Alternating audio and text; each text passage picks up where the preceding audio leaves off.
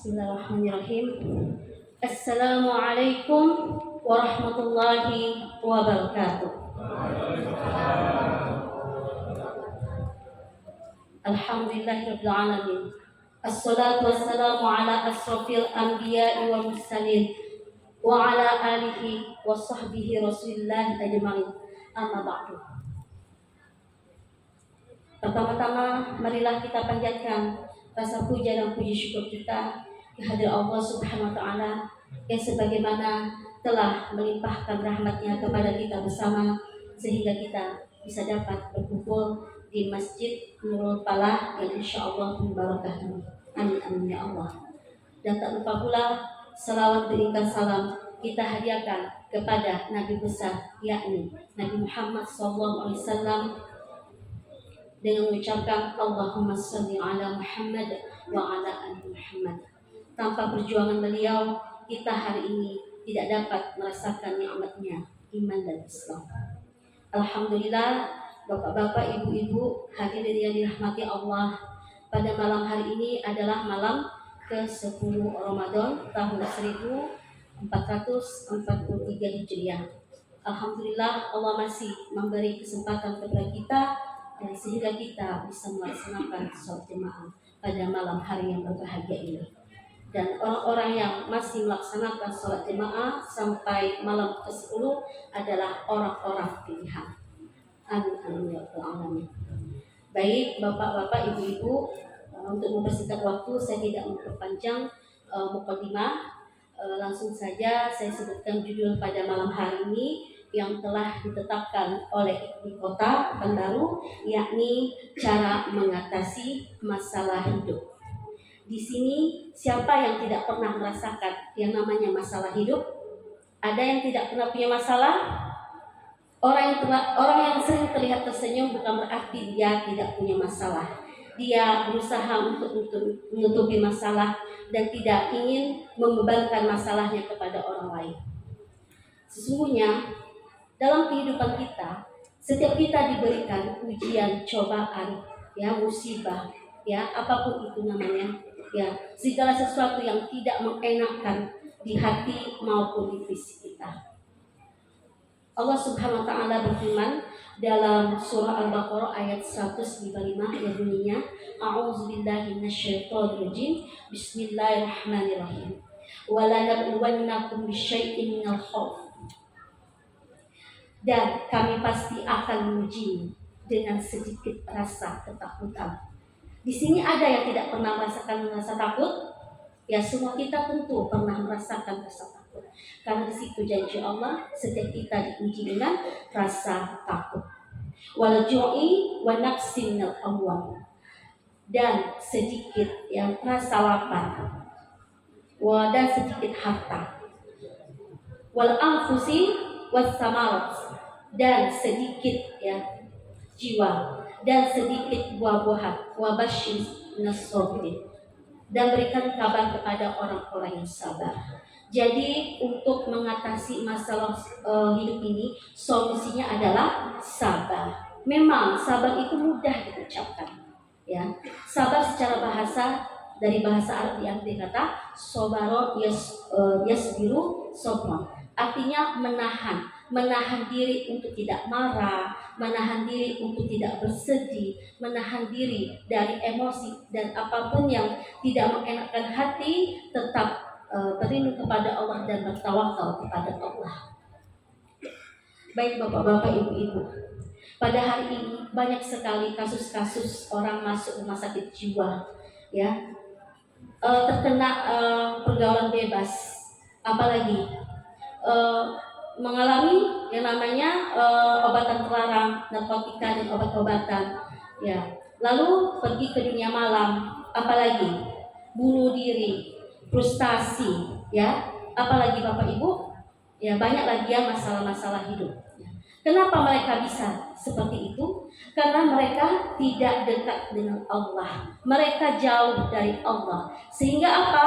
Ketika mereka punya masalah, mereka ya kembalikan masalah itu berdasarkan hawa nafsunya, lari kepada hal-hal yang tidak diridhoi Allah, seperti salah satunya minum keras, ya, pergaulan bebas dan apapun bentuk maksiat. Kenapa? Karena ketika mereka punya masalah, mereka tidak berilmu. Ketika mereka punya masalah, mereka cepat berputus asa. Ketika mereka punya masalah, mereka tidak kembalikan kepada Allah. Ya, innalillahi wa inna ilaihi raji'un. Sesungguhnya kita milik Allah dan kita akan kembali kepada Allah. Ketika kita mengalami sesuatu yang tidak mengenakan, maka segera ucapkan qadarullah atau innalillahi wa inna ilaihi raji'un. Jangan kita mensesali kejadian yang sudah lalu. Kejadian yang sudah lalu itu adalah takdir, ketetapan Allah. Kita harus ridho dengan ketetapan Allah. Lalu apa fungsinya doa?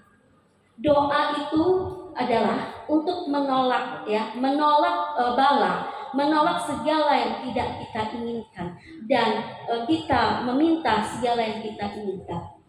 Jadi ada qada, ada qadar. Qada itu adalah ketetapan yang sudah ditetapkan sebelum kita ada di dunia ini. Baik itu bahagia kita, sedih kita, jodoh kita, keturunan kita, keluarga kita, apapun itu.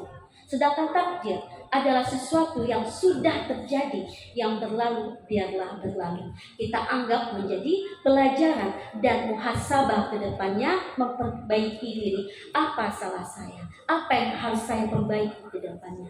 Jadi setiap ujian yang kita alami, kita ambil nilai positifnya, baiknya, bukan ambil dari sisi negatif.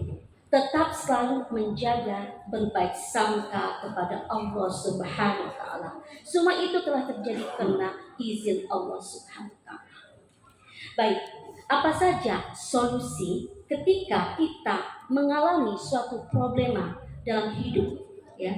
Solusi dalam masalah yang disebut dengan problem solving. Pertama, ketika kita mengalami masalah, kita dianjurkan untuk berwudu. Jadi ketika ada masalah itu kita bukan malah marah-marah, bukan malah mengucapkan hal-hal yang tidak baik, maka segeralah berwudu. Karena di situ syaitan akan menggoda kita ketika kita lemah imannya. Nah, apa fungsi wudu? Yaitu mensucikan diri. Ya, mensucikan diri ini bisa mensucikan hadas, bisa mensucikan najis yang ada pada kita. Segeralah berwudu. Lalu wudu itu gunanya untuk penawar racun. Selanjutnya dengan wudu dosa-dosa akan dihapus, digugurkan.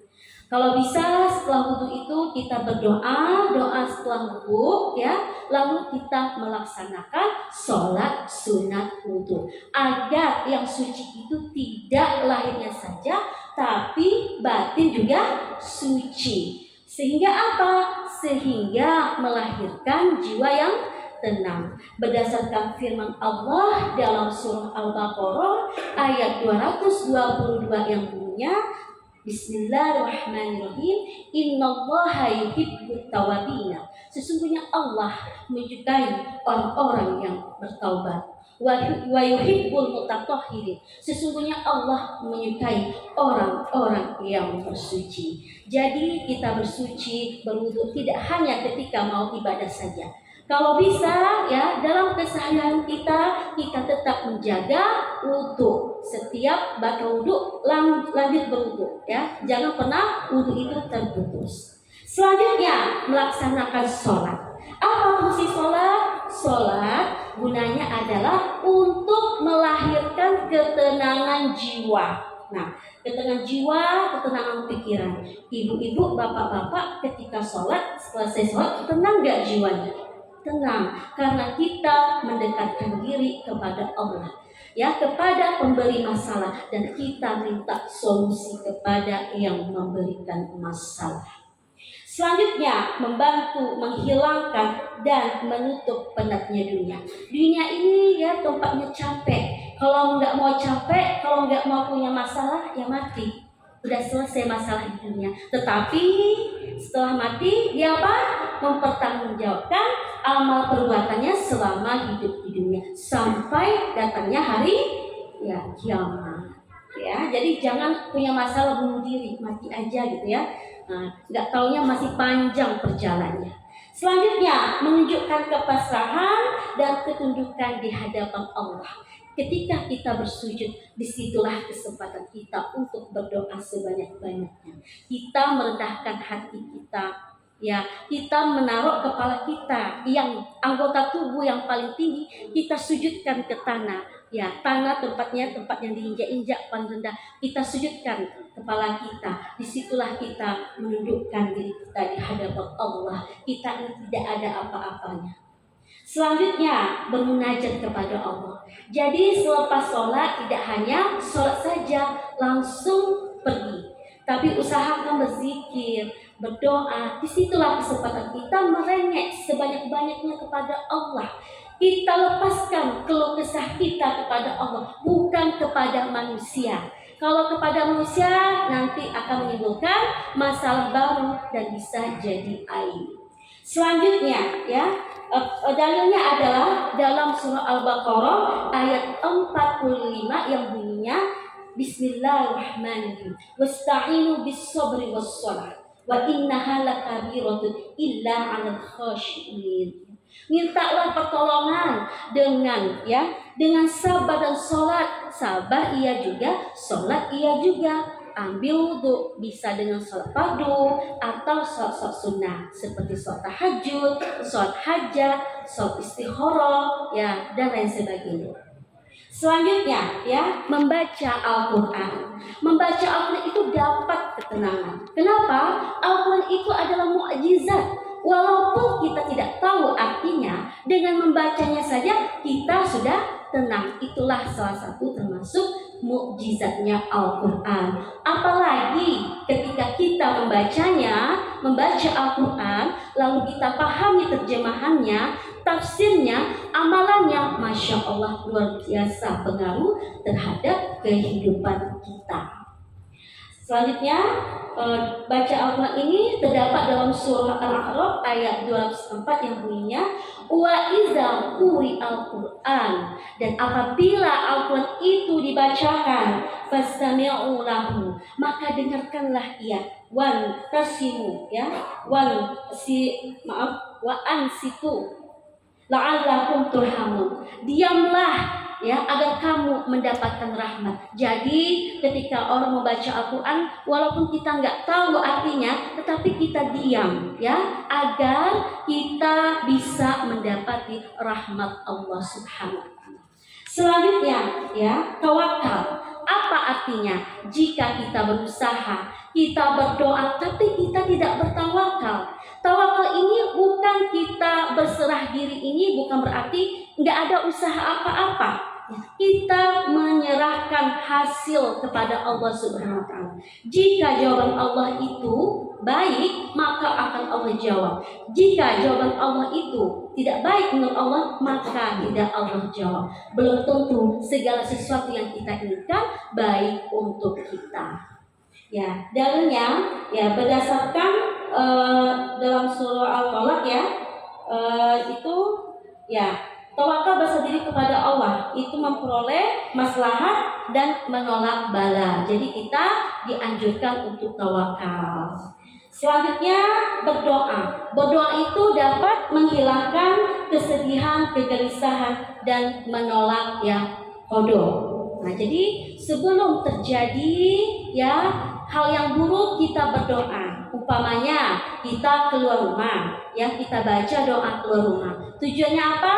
Agar kita bisa mendapatkan keselamatan dari Allah Subhanahu wa Ta'ala, agar kita terhindar dari mara bahaya. Maka kita minta sama Allah.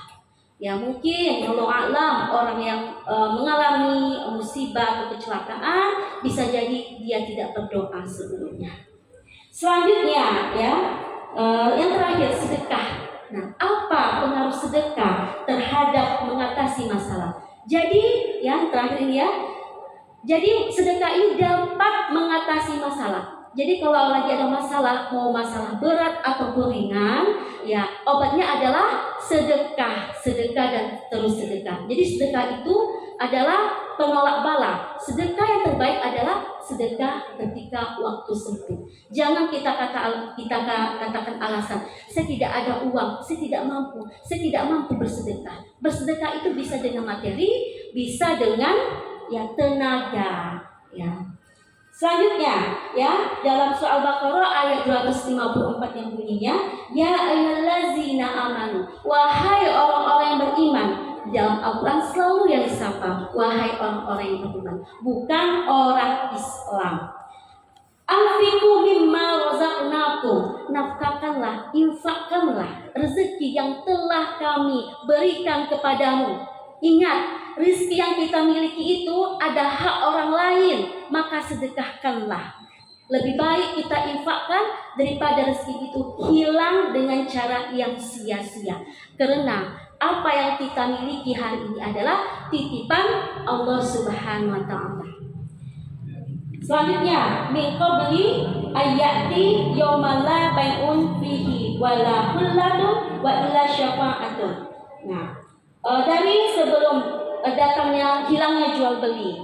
Nah, dan tidak ada persahabatan dan tidak ada syafaat. Jadi sebelum hilangnya jual beli, sebelum hilangnya persahabatan, sebelum hilangnya syafaat, maka berinfaklah selagi ada kesempatan.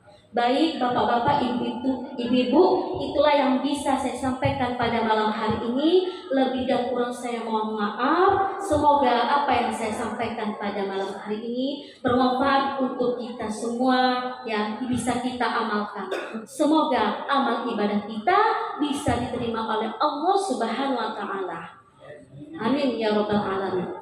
Wallahu a'lam bishawab. Kita tutup dulu dengan membaca hamdalah alhamdulillahirabbil alamin dan doa penutup majelis. Subhanakallahumma wa bihamdika asyhadu an la ilaha illa anta astaghfiruka wa atubu ilaik. Assalamualaikum warahmatullahi wabarakatuh.